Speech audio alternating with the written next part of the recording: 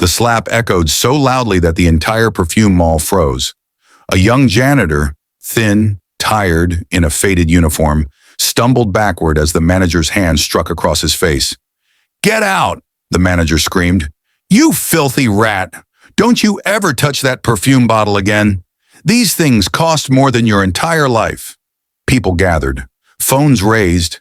Some gasped. Most laughed. The janitor's cheek was turning red. His hands shook. Behind him, a tall customer in a torn jacket and dusty shoes watched silently. Nobody knew that this silent man was about to turn this entire store upside down. Nobody knew the truth. Nobody knew the power hidden behind those cheap clothes. And within minutes, the same manager who slapped the janitor would be begging on his knees. But let me tell you how it all began. My name is Edwin Hale, age 68, a quiet man with white hair, a stiff knee, and a habit of wearing the same old brown jacket wherever I go. Most people in Los Angeles don't know me, but every major corporation on the West Coast knows the company I built. Hale International Group, valued at $12.4 billion. But that day, I didn't look like a billionaire. I had just come from visiting my late wife's grave. My jacket was dusty, boots worn, and I smelled faintly of old flowers. I wanted to buy a perfume, a birthday gift for my granddaughter who always said, "Grandpa, you smell like books and rain. I want something fancy on you." So I entered the most luxurious perfume store in Glendale.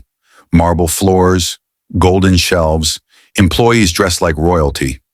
I walked in quietly, and that's when it began. A young janitor was mopping near the counter, nervous, skinny. His name tag read, Luis.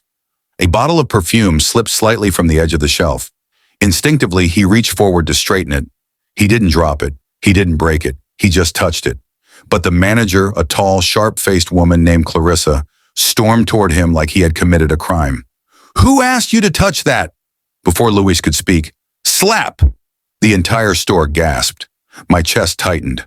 I had seen power misused before, but never like this. "Ma'am," I said softly, "there was no need to hit him." She turned toward me. One look at my old jacket, and she smirked. "Oh, look, another broke old man trying to give moral lectures." She waved her hand dismissively. "You can leave too. These perfumes are not for your type." People laughed. Some whispered. Some recorded.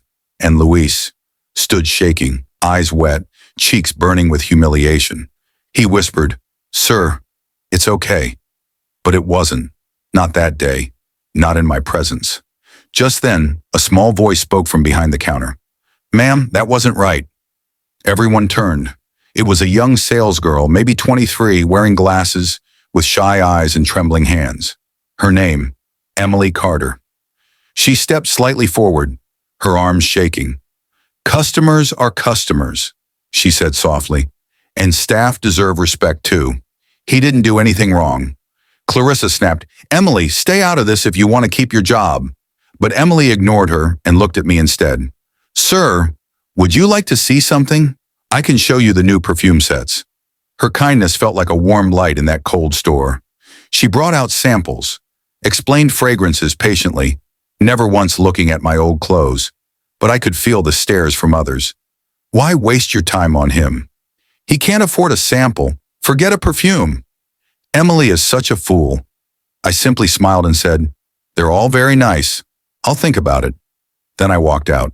Behind me, laughter, mockery, humiliation. But that night, I couldn't forget Emily's courage, or Luis's tears, or that slap. So I made a decision that would change all their lives forever. The next morning, black SUVs, 5 security guards, a convoy. I stepped out in a charcoal suit, wearing a luxury watch, looking like the man I truly was. The store's glass doors shook from the force of people turning to stare. Clarissa saw me, and the color drained from her face. But this time, I wasn't alone, and I wasn't there to buy a perfume. I was there to rewrite destinies. The giant black SUVs stopped right at the entrance with a synchronized screech. The doors swung open. 4 men in black suits stepped out first. Tall, broad shoulders, earpieces glowing. They positioned themselves like a wall. And then I stepped out. My charcoal gray suit shimmered faintly under the morning sun. My polished shoes clicked against the pavement. My watch, a limited edition Vacheron Constantin, gleamed like a silent warning. The crowd outside stared. People whispered, "Who is he? Some celebrity? No? Some politician, maybe?" But the employees inside, they froze, especially Clarissa. Her mouth fell open. Her face turned white. No, transparent. She looked like she might faint right there on the marble floor. I walked toward the entrance. Clarissa rushed forward, trembling. Sir, welcome back. I, I am so sorry about yesterday. I didn't recognize. I raised one hand. Silence. She shut her mouth instantly. "I'm not here for your apology," I said quietly. "I want the young salesgirl who helped me yesterday." Heads turned. Whispers. Shock. Jealousy. Emily stepped forward slowly, nervously. Her fingers were shaking. She wasn't wearing makeup today.